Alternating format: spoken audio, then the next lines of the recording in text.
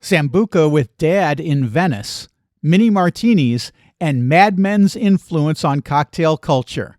This week, we're in London, England. Traveling the world to bring you delicious dishes, tasty beverages, and interesting experiences. This is the Destination Eat Drink Podcast on the Radio Misfits Podcast Network. Welcome to Destination Eat Drink, the travel podcast for foodies. I'm Brent Peterson. Destination Eat Drink is for foodies who love to travel and travelers who love to eat. And this week, we're having cocktails with Susan Schwartz of London Cocktail Tours. But first, do me a favor, rate and review the show on your podcast app. It helps more foodie travelers just like you find the show. I've also got 24 foodie travel guide ebooks available for download. There's city guides to Lisbon and Porto, Milan, Seville, San Sebastian, and lots more at buymeacoffee.com/destinationeatdrink. There's also a complete Portugal foodie travel guide with all 17 Portugal city guides in one ebook for just $9.99. That's almost a $60 value for $9.99. Get yours at buymeacoffee.com/destinationeatdrink. Susan Schwartz is a foodie writer and cocktail tour guide based in London. Susan's popular drink blog called Lush Life Manual has recipes and home cocktail essentials and cocktail guides to cities around the world. It's at lushlifemanual.com. Susan's also a podcaster. Her podcast, Lush Life, is currently in its 9th season and takes a deep dive into cocktail culture with some of the biggest names in the industry. And Susan is the founder of London Cocktail Tours, a beautifully sophisticated tour of some of SoHo's best bars and tastiest cocktails. Susan and I talk about why there's been an explosion of interest in cocktails, why bars must have non-alcoholic options on their cocktail menu these days, and what makes a great bar. Okay, I'm thirsty, so let's drink. Destination Eat Drink.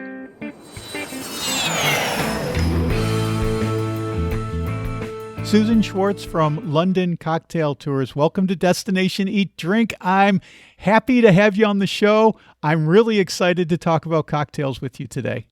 Oh, I'm really thrilled to be on the show too. Thank you for having me. You know, it seems like cocktails, I mean, of course, cocktails have been around forever, but it seems like cocktails are really having a moment right now. How do you attribute this explosion in the interest of cocktails? Well, you know, I'm thrilled that there is this because I adore cocktails and I've always loved cocktails, you know, since I first moved to New York in the 90s. Why is there this explosion? I think now Robert Simonson, who writes for the New York Times, wrote a whole book on this, by the way. Okay. Oh boy. I can't remember what it's called. Shoot. We'll look it up and I'll tell you in a sec. Really, I think that a couple things were happening right at the end of I was about to say the 1900s. I meant the 2000s. A few people opened bars. I won't make it a really, really long story because we could just be talking about this for an hour. But a few things were happening. Some bartenders were starting to question everything we were getting in bars in the 80s, the 70s and 80s. And they were saying, why are we using mixers? Not fresh ingredients. Like, why aren't we using real lemons? Why are we using mixes? That's not mixers, but mixes to do things that we can do naturally. And it was kind of on both sides of the Atlantic, London and the US at the same time. We're asking these questions and they started to hark back to the old days, get the old cocktail books and look at them and go, okay, what were these people doing? Why aren't we making these cocktails? Let's look at bourbon again. Let's look at whiskey again. Let's look at gin again. Let's use, as I said, fresh lemon juice, fresh this juice, fresh this. And they just kept questioning what was happening in the bars at that moment and thinking of it in a new way. Even though it was kind of like the Renaissance, the Florentines are like, oh, we really liked what they did in the Greek and Roman era. Let's bring that back. And it was just happening at the same time. It was like a light switch went on, and we're 25 years later.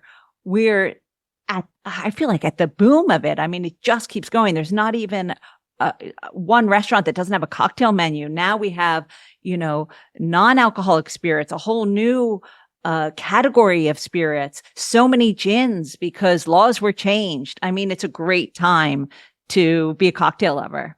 I wonder if this also coincides because at that time, 20 plus years ago, I was getting into the farm to table movement. We had a small hobby farm on our property, and we started a farmers market in our community in Rhode Island. And people were really getting interested in sourcing your food locally and getting to know your farmer, and that whole thing was in the zeitgeist. And it seems like that permeated into other parts of the culture. And what you're describing is the same kind of thing that I was experiencing then 20 plus years ago. It's really interesting that this would go into cocktails as well as just food on the table. Yeah, I think it must have been a follow on from what the chefs were doing. People like Alice Waters, Chez Panisse, and Arcadia in New York. I can't remember who was the chef there, but those two restaurants I remember or were kind of the forebearers of this farm to table, explosion that took place in the US, at least. I don't know about the UK, to change how we eat and how we think about food. And I think the bartenders and people in the spirits industry, got also, because it's food as well, couldn't help but also be influenced by them. So absolutely 100%. And, in restaurants, a lot of restaurants, the bar and the bartenders, the bar managers, the mixologists, whatever you want to call them, work hand in hand with the chefs.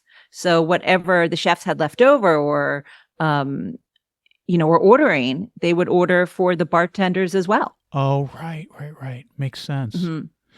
I wonder if, because I always think about the culture at large when I talk about topics like this. And I wonder if something like Mad Men didn't have an influence on this as well. Because as I travel around, I talked with my friend Pip Jones about this. She's a podcaster and a writer. I know her. Okay. I know her well. She's a great lady. And yeah. and she did an episode with me, one of the episodes she was on, talking about what we call film and TV tourism. Mm-hmm. And how a lot of places have become very popular because of movies and TV shows. One of the James Bond movies was, part of it was filmed right here in our backyard in Portugal.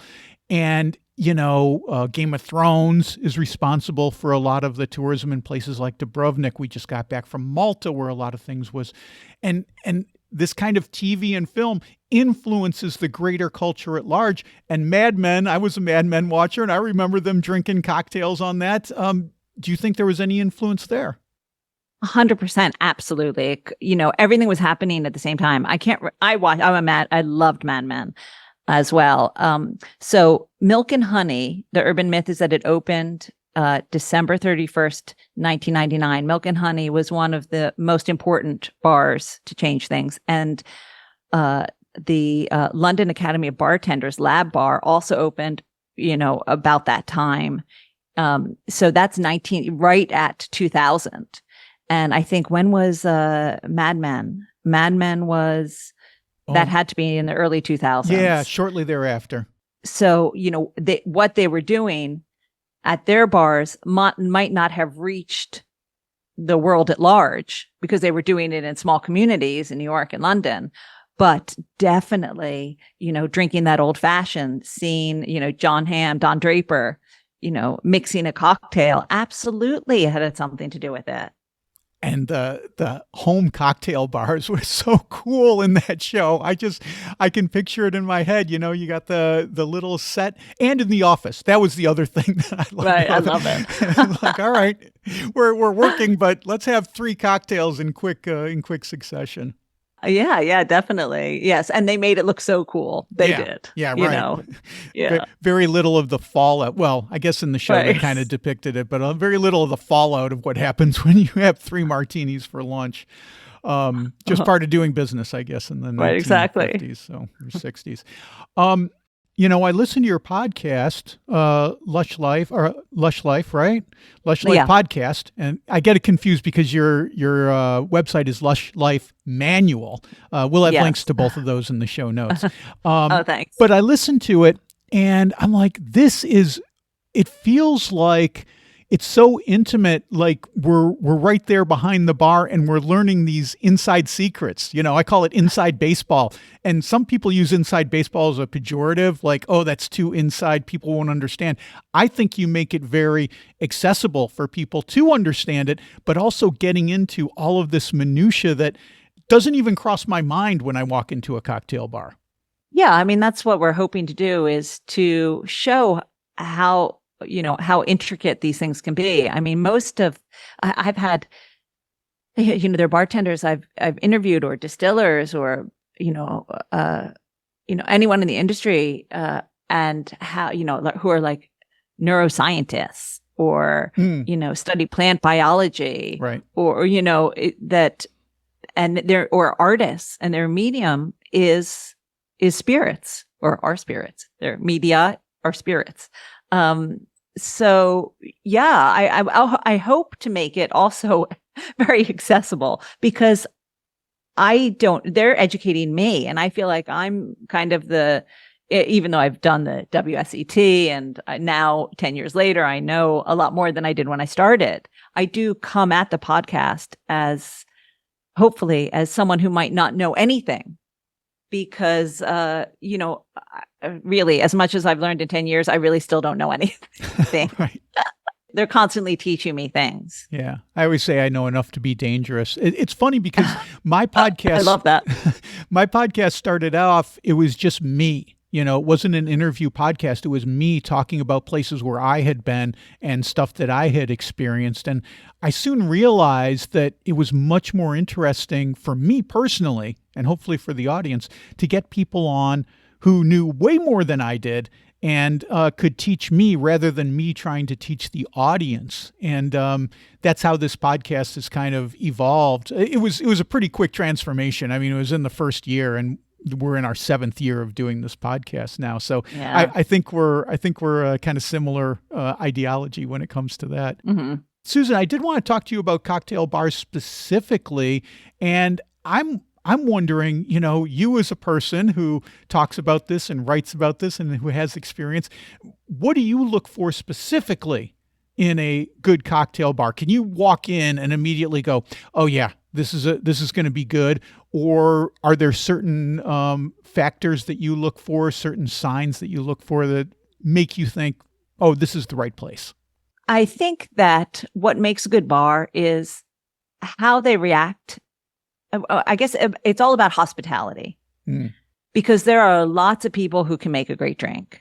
I mean, I'm so spoiled in London. Literally every single bar I go into, someone knows how to make a fabulous drink, really. So I think it's about how they make you feel when you're sitting in their bar that makes it great. Because, we have things like the 50 best and world's best and, Spirited Awards and all those things. And I think I guess it's how you feel. Do you want to return after you've had that drink? When you walk into certain bars, I'll mention like a Paradiso. You walk in, that was, number one a few years ago. It's in Barcelona, a wonderful place. When you walk in, literally they shout, welcome, hi, Right. No matter what they're doing. And a lot of people walk into that bar. So it's constantly, yes, we're so happy to have you. We want to make your night great. And I think that's really what makes it for me. Yeah, of course, it's great to have a great cocktail, and but I think that can happen in not only a bar like Paradiso, but whatever your local bar is. That's what's wonderful. I always say you go into a restaurant because you're hungry. You don't go into a bar because you're thirsty. You go into a bar because you want that. You want that feeling that you are automatically part of the crowd. You can go up to the bar by yourself and know that there are friends behind the bar. And that, to me, is what makes the best bar. And that's why people keep going back to the same one, so that they become kind of the locals, the regulars. So they become friends with the bar staff, and you know that you're always welcome there. And I think that's the number one thing that makes a bar great. Paradiso could easily sit back on their laurels after all of these accolades, and yet they're still offering this level of hospitality, even after being ranked number one, I think more than once worldwide. But I want to ask you this about London, because you're based in London. And when I think of London, I think of the neighborhood pub. When I think of a cocktail bar, I think of something more fancy rather than a place that I go in where they'll pull a nice pint for me. And I'm wondering, are those two things necessarily exclusive to each other? In other words, can I get a really good cocktail in my neighborhood pub, or is it just the domain of a fancy cocktail bar? I think it depends which pub you go to. Of course, really. Of course. I think there are some pubs that, make great drinks. I mean, they have great products. So you have the Fever Trees, you have the great spirits. They're going to be pretty much in every pub. It's, when bars are concentrating on just using spirits all the time, and that's what their clients want, they're probably, and this is such a generalization, going to be better at making that. If you go to a general surgeon or a GP or a specialist, it's that maybe that kind of metaphor. So you're going to get good treatment from your GP, but if you need that special thing that you want, like the martini, you're going to go to a certain bar and get that martini, or that that have great martinis, and you're going to go to the pub that has the beer that you like or the ale that you like. So I think it's in a place like London, there are going to be more pubs that make great cocktails than maybe outside, because there's so many great there's just a lot of people come to London to learn their craft. So maybe out someplace else that you go to a pub, they might not have as good cocktails because it's not a city that concentrates on cocktails. But I don't want to make any pub owners angry. I'm sure you can get a great drink at any pub anywhere in the UK, because they're really special to me. I love a pub. So it's what makes the UK are the wonderful pubs too. One of the things that makes the London culinary scene so interesting is this, you talk about this influx of people from other places, and that's one of the things that makes London food so good. The cuisine of London is all of these influences that have come from, around Europe, but especially from around the world. What kind of influences are you seeing in the cocktail scene that might be coming from other places?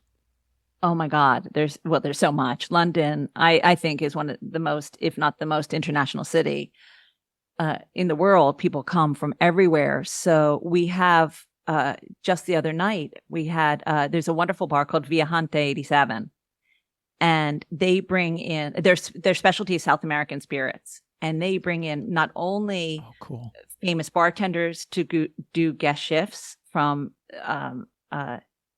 South America and Central America, but also chefs. And they do nights where, in fact, last night was one, where they bring the chefs from that same country in and do a whole night of, food, a tasting menu, and then cocktails to go with that, and then cocktails after. So that's one thing. I think what's great is that there is this takeover culture now, which is really fun.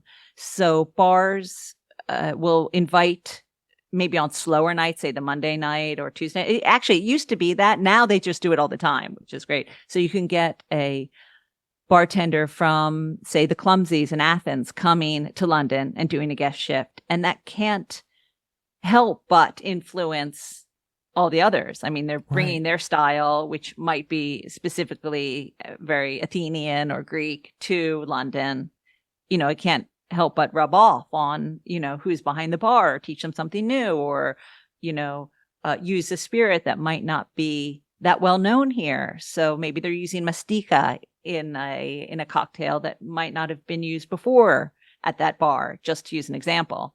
So it's happening every day, all the time. And there are guest shifts every week in all different bars around the city. So it's really fun, especially for a cocktail lover. I mean, God, it's great. Yeah, yeah. So that's interesting. When you say things like doing guest shifts or takeovers or something like that, are bartenders becoming the new rock stars? Because there was a time like 20 years ago, 10 years ago, where we were talking about, chefs are the new rock stars. And then it was the farmers are the new rock stars. And now I'm wondering, is it the bartenders that are the new rock stars? Maybe it could be. It could very well be these are the new folks. You know what? They were always rock stars. Right. Okay. Just now they're getting more press. Right. Right. They've always been my rock stars, should I say. I mean, you write about cocktails, you blog about it, you talk about it on your podcast. How often are you out there, trolling the bars and checking out new stuff? Trolling in the nice sense of the word, not the mean sense of the word. Of course. Right. Only in the best. In the best sense of the word. I don't go crazy. I try and keep it, not every night am I out. Probably about 3 times a week, I would say. I like to be home. I have to write. Also, even though I love going to cocktail bars, I'm not a huge drinker. I mean that by I can't consume too much. I always try and drink I always do drink responsibly. So I'm more of a sipper. So I'll try a lot of different cocktails. Say if I'm going to a new menu, if a bar is introducing a new menu, I'd like to try a lot, like a little of a lot. And that's why I like to go with people. My partner always comes with me, so we can say order 4 cocktails and I get to try them. Yes. Because that's more fun than just having, 1 cocktail at a place or even 2 cocktails. Or someone just told me, I think this is called zebraing now, something like that, where I'll have 1 cocktail, normal cocktail, and then 1 made with non-alcoholic spirits just to try those and then have another cocktail so that I can continue the night.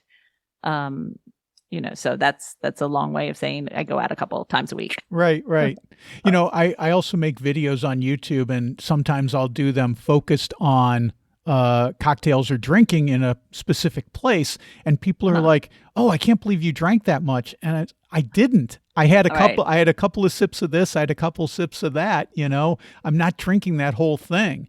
No. But it just occurred to me as you were saying this, Susan.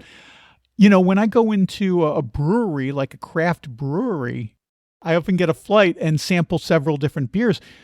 I haven't seen this in cocktail bars, but what a great idea it would be. And someone's got to be doing this. I can't be the first person to think of it, but have a flight of cocktails.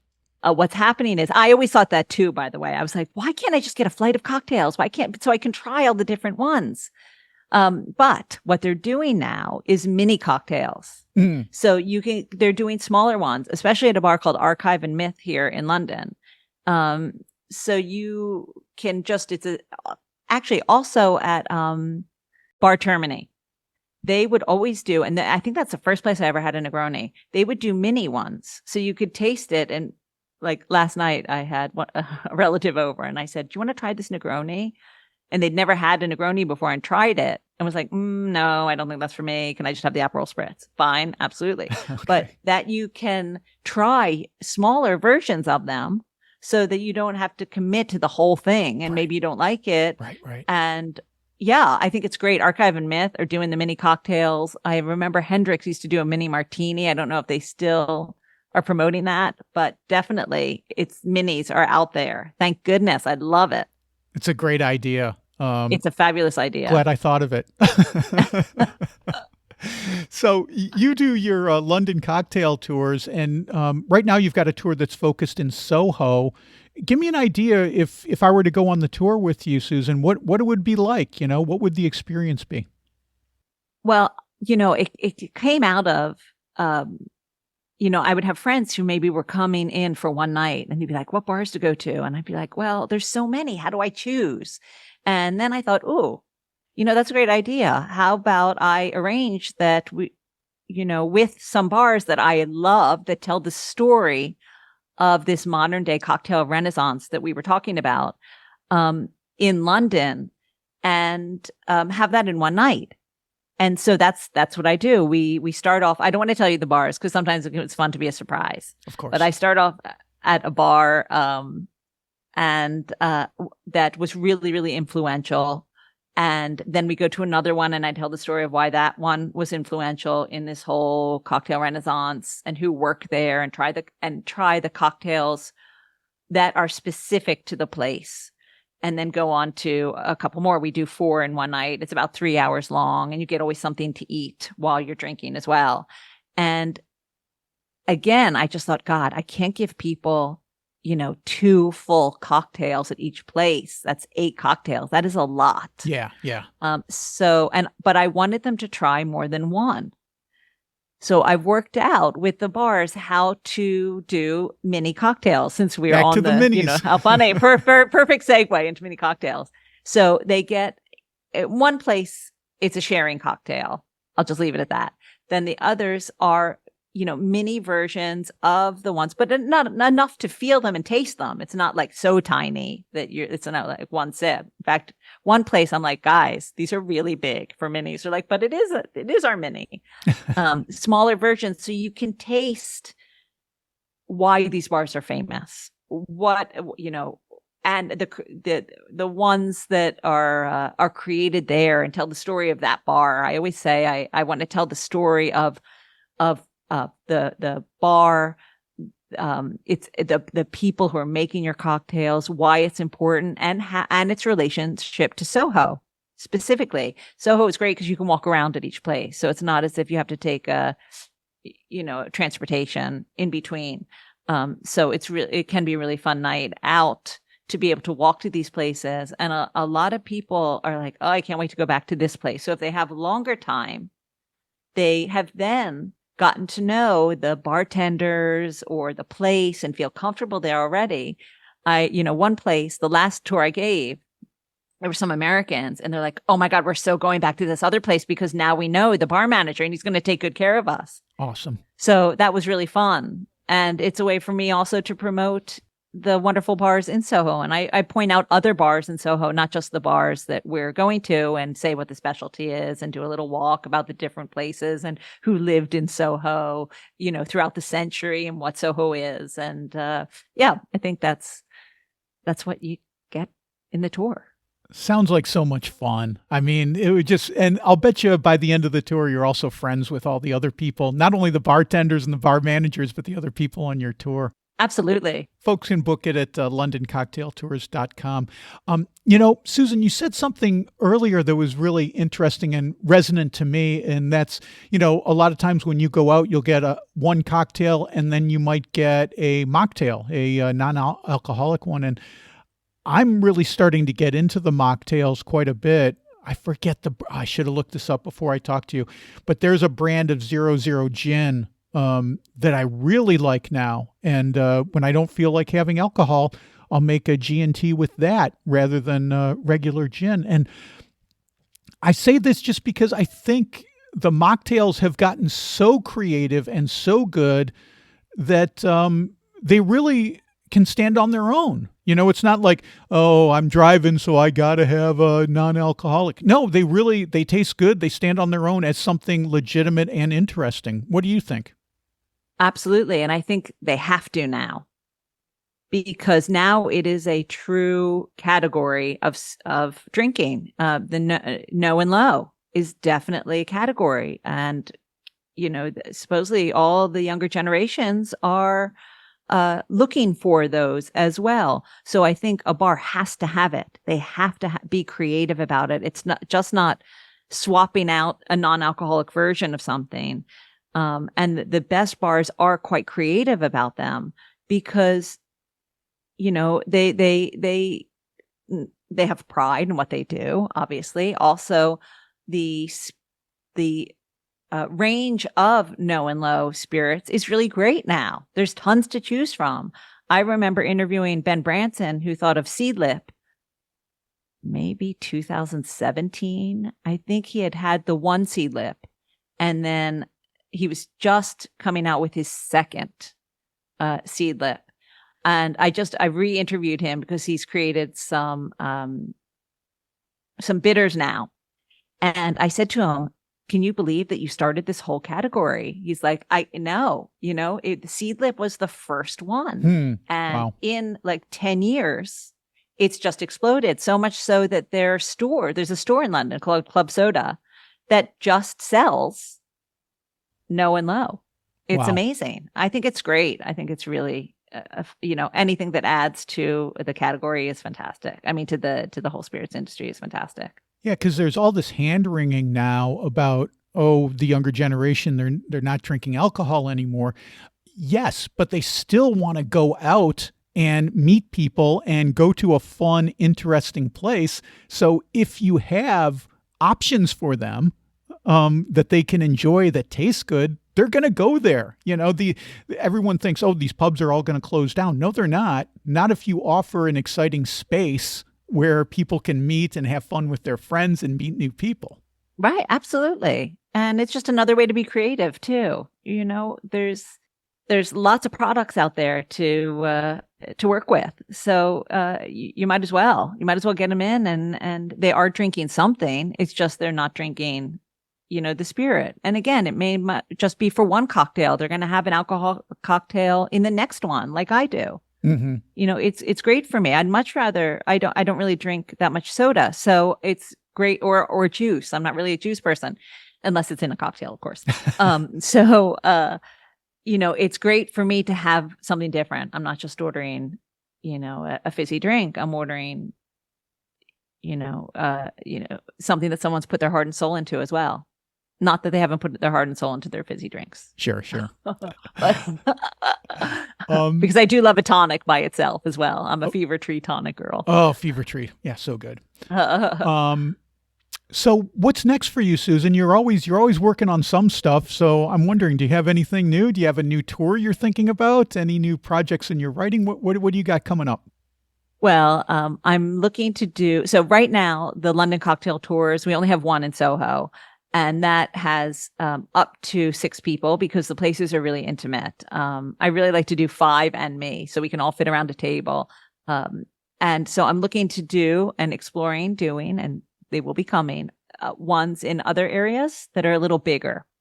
So maybe fewer places to go to, but, the same amount of cocktails, same amount of history, same amount of fun for, maybe 10 people. So there's that. And also, I'm co-founded them in Venice. So we do Venice cocktail tours. And I know you've just had Monica.